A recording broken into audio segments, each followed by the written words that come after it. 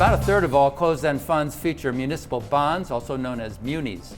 According to analyst Cara Esser of Morningstar, the category has done relatively well. What's going on with muni funds, and what's the outlook for 2016? There are a couple things at play here with muni bonds, particularly in the last few years, and they've done well over the last few years. So you hear a lot of headline news, Puerto Rico, Illinois, Chicago having some problems, but in general we see that most states, cities, and local municipalities are in really good shape, and they're doing a really good job. The bonds are performing well.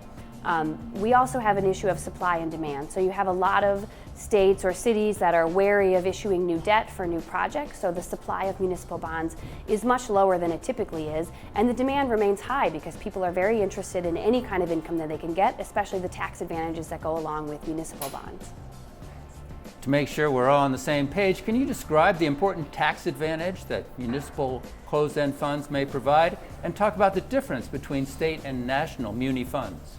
So the tax advantages that go with municipal bond funds, most municipal bonds are exempt from federal taxes, and then depending on the location of the investor and the type of fund or bond that you're investing in could also be exempt from state and local taxes. A state municipal bond fund will invest specifically in bonds from that state. So for example, California will focus at least most of its investment in bonds from the state of California. A national municipal bond fund will invest across the United States in varying states, though they tend to have heavy concentrations in some of the largest states that issue municipal bonds, like California, Illinois, New York, for example. When considering muni closed-end funds, how important is duration?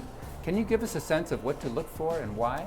Duration is very important when you're looking at a municipal bond closed-end fund. So taking a step back, duration is a measure of interest rate sensitivity, and generally a longer duration, meaning let's say 6 years versus 3 years, you'll have greater interest rate sensitivity the longer the duration.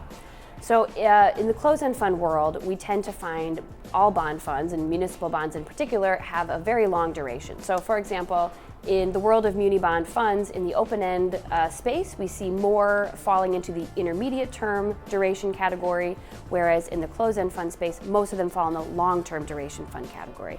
Wrapping up, when it comes to muni funds, how does the closed-end format offer potential advantages for investors?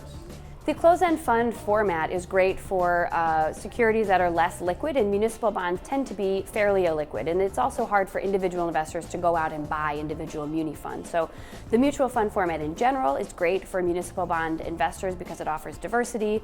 In addition, the closed-end fund wrapper provides a little bit of insulation in terms of fund flows because the underlying bonds themselves are very illiquid. For more information and data on individual closed-end funds, visit our sponsor, CEFconnect.com, the authority on closed-end funds.